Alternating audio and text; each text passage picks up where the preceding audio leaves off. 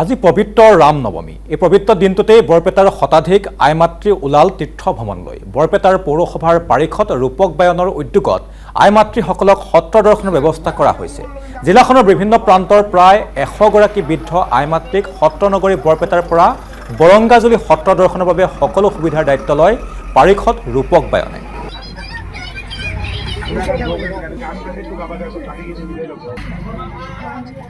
আমি উপলক্ষে বৰপেটা পৌৰসভাৰ অন্তৰ্গত 18 নম্বৰ ৱাৰ্ডৰ পৰা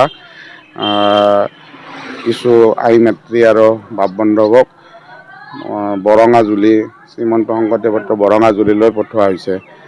আৰু আজি এই পবিত্ৰ দিনটোত ইয়াৰ পৰা প্ৰায় 80জন মানে পুৰুষ মহিলা ইয়াত যাব, বৰঙাজুলি সত্ৰলৈ যাব। 60-70 বছৰৰ বয়সস্থ আছে, তেওঁলোকেতো নিজে যাব নোৱাৰে।